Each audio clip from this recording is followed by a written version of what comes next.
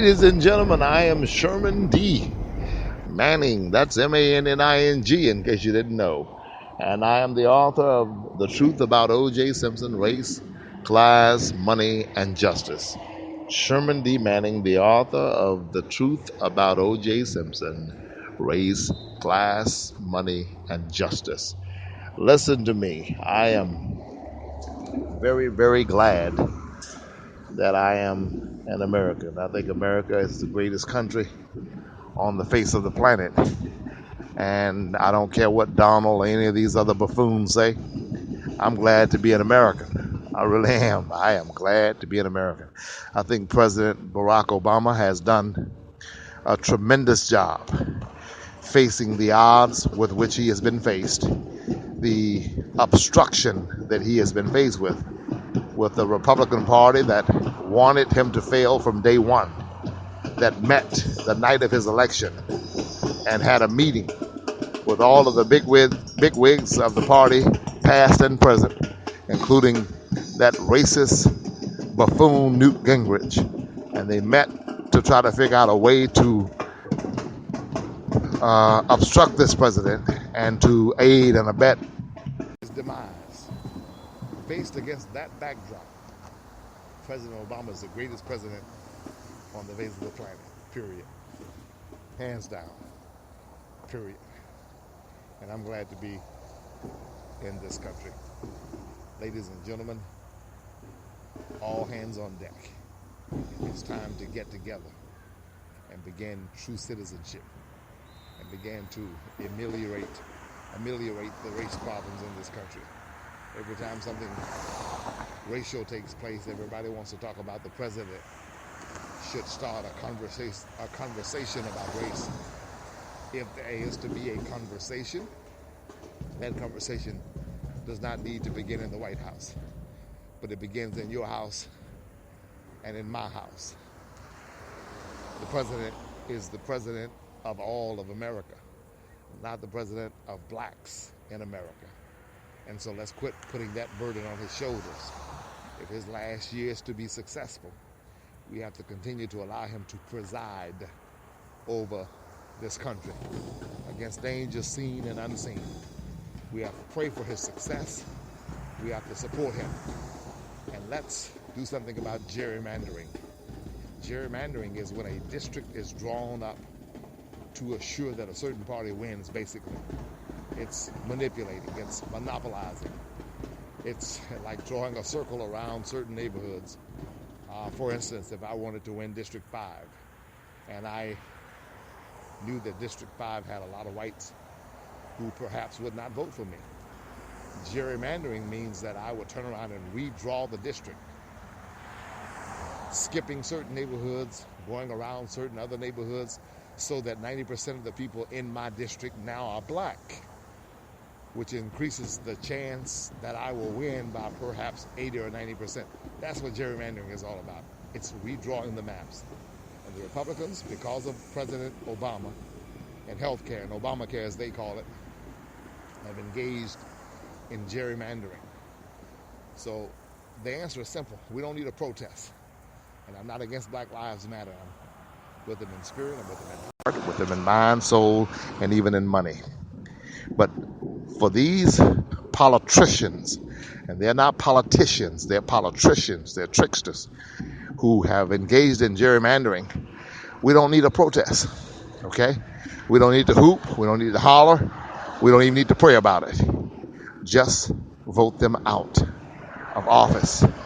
Find a candidate who supports the platform that we believe in and support him and make sure that he wins, and then hold his feet to the fire.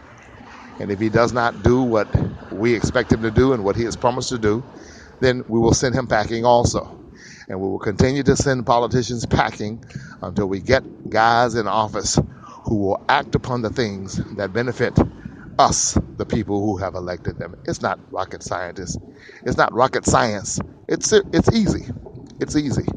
I like to sometimes think that I'm halfway intelligent. I like to sometimes think that I'm halfway articulate. But this stuff is not brilliant. This stuff is not eloquent. This is just common sense. This is gumption. And that is what is going to make this country greater. Notice that. Not great, but greater. We're already great. That is what is going to get us to where we're trying to get to. We've got to just have gumption.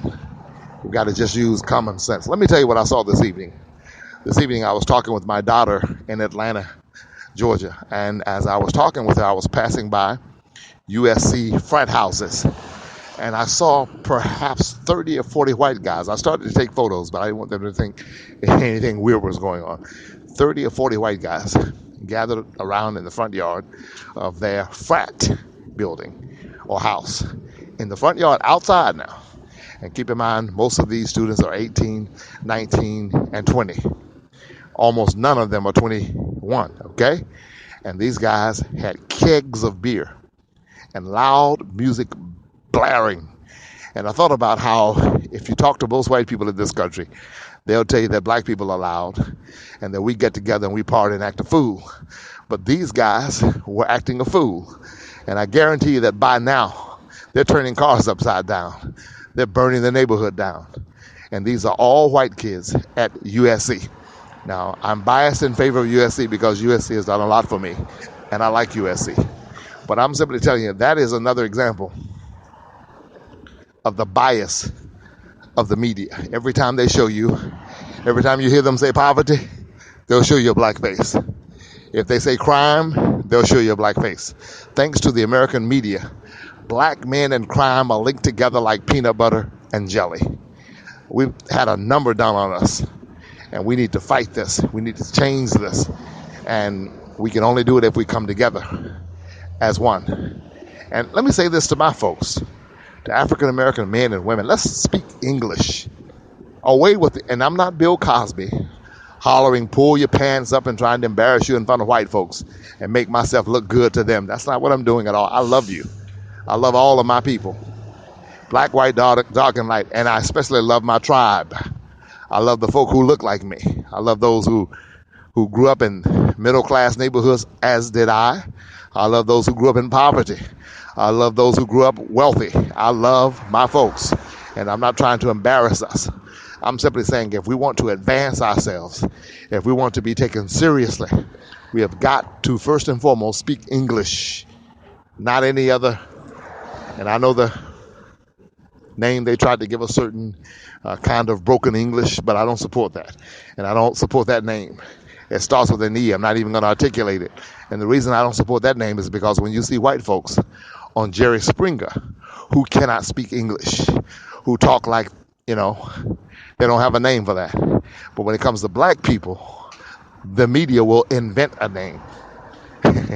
They will invent a name. And I keep trying to tell you all, and I know it's hard for people to believe, but Whoopi Goldberg concurs with my assessment. This is not a very racist country. In other words, racists are in the minority in this country. Just unfortunately, sometimes the minority has a lot of strength, and the minority has a lot of power, and the minority has a lot of money. But they are in the minority in this country. This country has come a long way from where we were before I was born in the 50s and even some parts of the 60s, etc. We've come a long way. So don't let anybody fool you and cause you to believe that it's more racist now than ever. And that since President Obama was elected, oh God, it's really racist. No, it's not. It's not.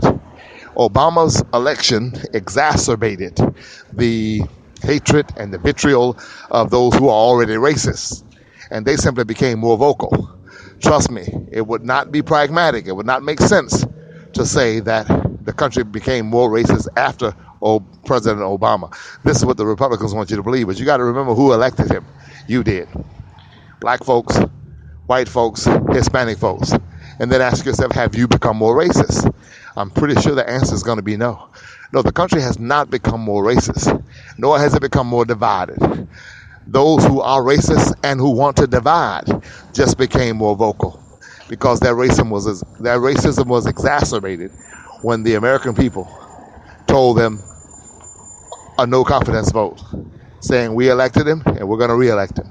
America's first African-American president. I am Sherman D. Manning. Listen to me. Do me a favor. Get the book.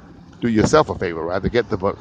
The Truth About O.J. Simpson, Race, Class, Money, and Justice. It is available in local bookstores and at Amazon.com. Also, do yourself a favor and get the book Creating Monsters. Also, do yourself a favor and get the book American Dreamer, Search for Justice. Also, do yourself a favor and get the book Blue-Eyed Blonde by yours truly, Sherman D. Manning. Also, get Blue-Eyed Blonde Book 2. It is a great, great, great read. Remember, Blue-Eyed Blonde thus far is the only fiction book I have ever written. I am Sherman D. Manning. Visit me at www.napsusa.org.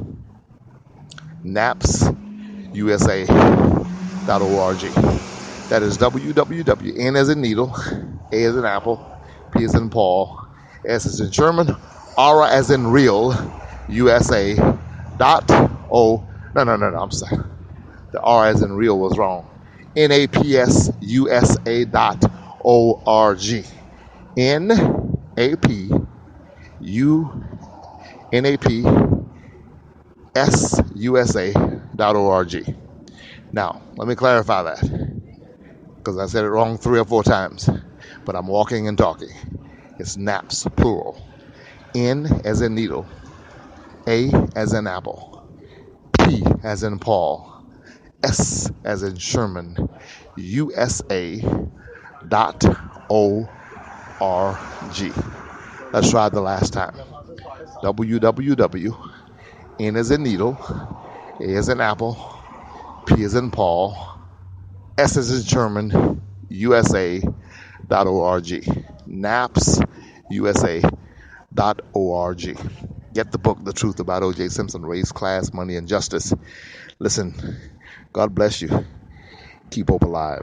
Sherman D. Manning. Signing off for now.